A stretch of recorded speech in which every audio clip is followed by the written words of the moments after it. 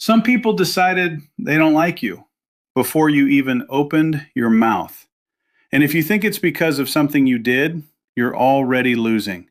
Because the real reasons are happening beneath the surface, in places most people never learn to see. When you trigger insecurity in others, it rarely happens because you are doing something aggressive or intentional. It happens because your presence alone highlights a gap they are trying to ignore. Human beings constantly measure themselves against the people around them, often unconsciously. The moment you display even a subtle form of self-assurance, steady eye contact, controlled movements, a relaxed tone, it sends a signal that you are internally stable. For someone who is struggling with self-doubt, that stability doesn't feel neutral. It feels like pressure. In social dynamics, people are always scanning for where they stand. If they cannot find a flaw in you that reassures them, they begin to feel exposed. Your calm confidence removes the usual escape routes they rely on, like dismissing someone as awkward, needy, or uncertain. Without those labels, they are forced into a silent comparison, and in that comparison, their own insecurities become louder. This creates discomfort, and instead of processing that discomfort internally, many people redirect it outward. What makes this reaction stronger is that you are not participating in the same validation-seeking behavior. You are not asking for approval, not adjusting yourself to gain acceptance, and not signaling weakness in the expected ways.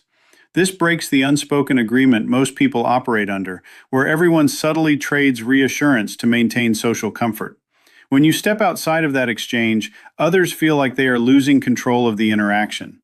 The result is often subtle hostility, cold behavior, or even active dislike, and it can seem confusing because there is no clear cause on the surface. But beneath that surface, what they are reacting to is not you as a person, but what your behavior represents. You become a mirror reflecting the version of themselves they feel they are not living up to, and that reflection creates tension they would rather avoid than understand. When you don't seek approval, you quietly step outside one of the most powerful forces that governs human interaction. Most people operate inside invisible loops of validation, subtle exchanges where they say, do, and even believe things in order to be accepted. Compliments are traded, opinions are softened, and behaviors are adjusted, all to maintain a sense of belonging. When you remove yourself from that system, even without announcing it, the shift is immediately felt. People expect cues that show you care about their judgment. Small signals like over-explaining, apologizing unnecessarily, or seeking agreement. When those signals are absent, it creates uncertainty. And uncertainty in social environments is often interpreted as a lack of control. If someone cannot influence how you see yourself, they lose one of their main tools for positioning themselves in relation to you. That loss doesn't feel neutral. It feels destabilizing. What makes this more intense is that your behavior forces others to confront their own dependency on approval. Your calm independence acts like a contrast. It highlights how much they rely on external validation to feel secure. This isn't something most people are consciously aware of, but they feel it. And instead of analyzing that feeling, they often translate it into irritation or dislike. There's also an unspoken hierarchy in most groups, built on who seeks approval and who grants it. When you don't participate, you become difficult to categorize.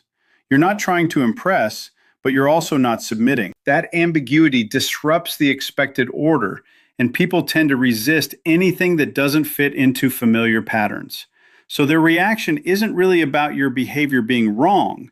It's about your behavior removing the usual levers they use to understand, influence, and feel secure around others.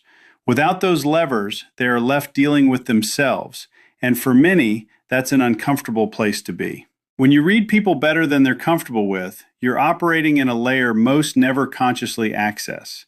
Every interaction carries micro signals, brief flashes of emotion across the face, tiny shifts in posture, changes in vocal tone, timing, and eye movement. Most people leak information constantly without realizing it, and they rely on the assumption that those leaks go unnoticed. The moment someone like you starts picking up on those signals, even silently, the dynamic changes. You don't need to call anything out. Awareness alone alters your responses. slight pauses, a different choice of words, a look that lingers half a second longer than expected. To the other person, this creates a subtle but unmistakable feeling. They are being observed more precisely than they intended. And that feeling can quickly turn into discomfort. Not because you've done anything wrong, but because you've stepped outside the unspoken agreement of surface level interaction. Most people prefer predictable exchanges.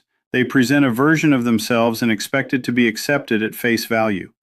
When you respond in a way that suggests you see beyond that presentation, it introduces tension. They begin to question what you've noticed, how much you understand, and whether they're still in control of how they're perceived. That uncertainty can feel threatening, especially for someone who relies heavily on managing impressions. There's also a deeper layer at play. Being accurately perceived challenges a person's internal narrative. If they believe they're confident but you pick up hesitation, or they believe they're calm but you notice suppressed frustration, your presence quietly contradicts their self-image. That contradiction creates psychological friction. Instead of adjusting their self-perception, many people instinctively push the discomfort outward. What they're reacting to isn't your observation itself, it's the loss of invisibility. You become someone they can't easily perform for, someone they can't fully predict, and that removes a layer of safety they're used to operating within. When you stay calm under pressure, you disrupt one of the most common emotional patterns people rely on to navigate interactions. Most individuals expect a certain rhythm. Tension rises, emotions escalate, and both sides react in kind. It's a loop. Someone raises their voice, the other person responds with equal intensity, and the situation stabilizes within that shared emotional level. But when you don't match that escalation, the loop breaks. Your calmness creates an imbalance. The other person is operating at a heightened emotional state, expecting feedback that validates or meets their intensity. When that feedback doesn't come, they are left alone in that state. Instead of feeling heard, they feel exposed. It's as if their reaction is hanging in the air with no support, and that can quickly turn into frustration. Control is a big part of this. Emotional reactions are often used, consciously or not, to influence outcomes. Anger can pressure, urgency can rush decisions, and stress can pull others into alignment.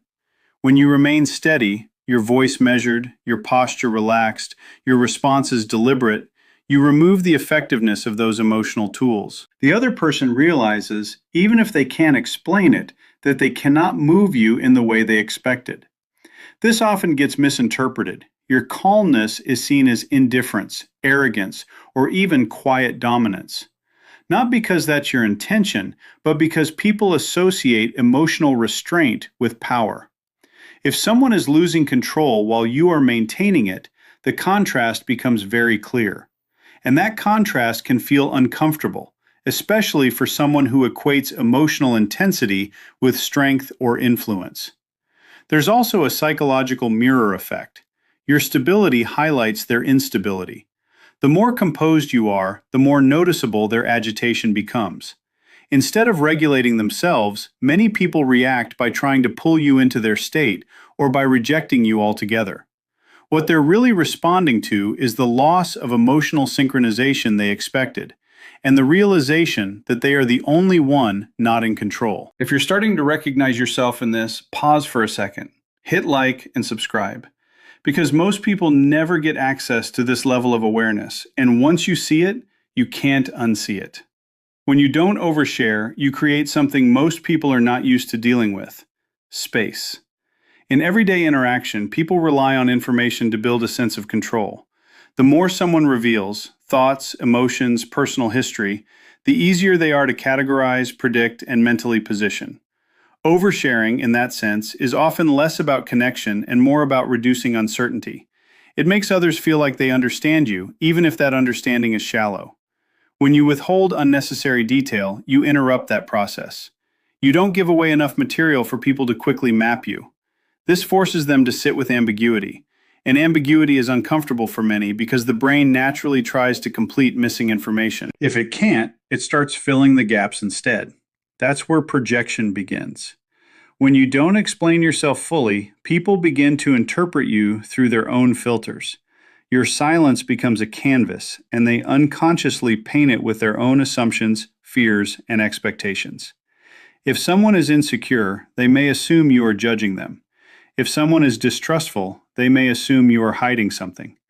None of this is about your actual intent. It's about what their mind needs to resolve the uncertainty.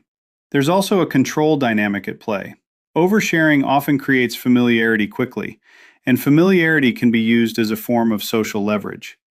When you don't provide that immediate access, you stay slightly out of reach. That distance can frustrate people who are used to fast emotional entry points. They may interpret your restraint as coldness or superiority, when in reality it is just selectiveness in what you reveal and when. Over time, this lack of full visibility makes you harder to define in simple terms, and anything that resists easy definition tends to attract stronger reactions. People either become more curious or more defensive. The discomfort they feel is not from what you said, but from what you chose not to reveal and the space that leaves in their mind. When you improve quickly, especially in visible areas like discipline, communication, success, or confidence, it disrupts something most people don't openly acknowledge: their internal timeline for growth. Many people quietly assume that progress is slow, linear, and heavily constrained by circumstance. So when they see someone move faster than expected, it doesn't just register as improvement, it registers as a challenge to their belief system. At first, they may not even process it consciously. They simply notice that your decisions are sharper, your presence is stronger, or your results are stacking up in a way that feels accelerated. This creates comparison, and comparison is rarely neutral. It immediately forces a recalibration of self-perception.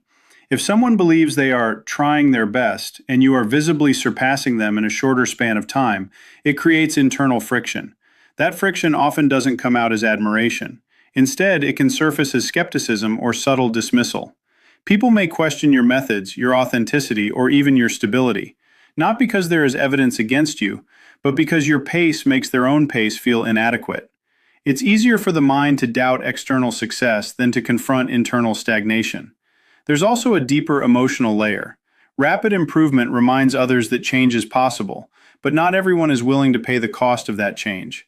Effort, discomfort, consistency, these are things most people are aware of but selectively avoid. When you embody those things and show results, you unintentionally highlight the gap between intention and action in others. So the reaction you receive is not always about disagreement with your progress. It's about what your progress implies. You become a reference point they did not agree to be compared against. And once that comparison exists, people often protect their self-image by reframing your growth as luck, timing, or exception, rather than confronting what it might say about their own choices. When you set boundaries that others can't cross, you change the structure of how people relate to you. Most social interactions are built on flexibility, small compromises, unspoken allowances, and gradual testing of limits. People often push slightly, observe the response, and adjust accordingly. Over time, this creates a dynamic where access to you feels negotiable. When your boundaries are clear and consistent, that negotiation stops. You don't over-explain them, you don't soften them, and you don't shift them based on emotional pressure. This creates immediate clarity. There are lines, and they will not move. For some people, that clarity is grounding. For others, it feels like resistance. The discomfort usually comes from expectation. Many individuals are used to relationships where persistence eventually leads to access, whether it's emotional time, attention, agreement, or forgiveness. When that pattern doesn't work on you, it interrupts their learned strategy. They may not consciously realize they're trying to cross a boundary. They just feel that something they expected to be available is no longer available in the same way. This often gets misread as rejection or coldness. In reality, it is structure. But people who are accustomed to flexible boundaries may interpret structure as hostility because it limits their influence. When someone cannot gradually push past your limits, they are forced to adjust their behavior or disengage. Not everyone is willing to do that adjustment. There's also a psychological element tied to control. Boundaries define where your control ends and someone else's begins. When you enforce them consistently, you remove ambiguity. And ambiguity is often where people attempt to gain leverage. Without it, they cannot test how far they can go, which creates frustration for those who rely on emotional elasticity in relationships. So the reaction you get is not always about disagreement with your boundaries. It is about the loss of flexibility they expected to have. You become harder to access in ways they assumed were negotiable, and that shift forces them to confront limits they did not account for in their behavior around you. When you don't follow unspoken social rules, you step outside a system most people don't even realize they are participating in. These rules aren't written anywhere, but they are learned early through repetition. When to laugh, how long to make eye contact, what opinions are safe to express, how quickly to agree, and when to soften disagreement. They create a kind of invisible rhythm that keeps social interactions smooth and predictable. When you don't automatically follow that rhythm, it introduces disruption. You might pause instead of reacting instantly, stay silent when others expect agreement, or respond in a way that doesn't match the emotional tone of the group. To you, it may feel like honesty or neutrality, but to others, it feels like something breaking from pattern. Humans are highly sensitive to pattern consistency in groups. When everyone is subconsciously aligned in behavior and one person isn't, attention naturally shifts toward that difference. Not because it is wrong, but because it is unpredictable. And unpredictability in social environments often gets interpreted as discomfort first, before it is understood as individuality. This is where perception begins to shift. Instead of being seen as someone simply acting differently, you may be labeled as difficult, cold, arrogant, or off. These labels are shortcuts the mind uses to resolve the discomfort of not being able to categorize you easily. It is faster to assign meaning than to sit with ambiguity. There's also a deeper layer involving social safety. Unspoken rules exist to reduce friction and maintain harmony. When someone doesn't follow them, it can feel like that harmony is being threatened, even if nothing harmful is happening. People who are highly dependent on group alignment may react defensively because your behavior challenges the stability of the shared environment they rely on. Over time, this creates distance, not necessarily because of conflict, but because you are no longer operating on the same frequency of expectations. You are responding to what is real in the moment, while others are responding to what is socially expected in the moment. That mismatch alone is often enough to generate misunderstanding, resistance, or quiet dislike without any explicit reason being stated. In the end, what looks like people hating you is often just people reacting to discomfort they can't explain. When you step outside approval seeking, stay calm under pressure, read situations clearly, grow quickly, hold strong boundaries, and stop following invisible social scripts, you don't become wrong, you become harder to place in other people's mental framework. And when the brain can't easily categorize someone, it doesn't stay neutral. It fills the gap with emotion, assumptions, and sometimes resistance. That resistance can look like criticism, distance, or even dislike, but underneath it is usually something simpler: disruption of expectation. None of these traits are false. They are just forms of presence that don't conform to what people are used to. But most individuals are not evaluating you with full awareness. They are reacting from patterns, comparisons, and internal insecurities they haven't resolved. So the real shift is not in trying to fix how people respond to you. It is in understanding what their response actually represents. Because once you see that clearly, you stop personalizing reactions that were never fully about you in the first place.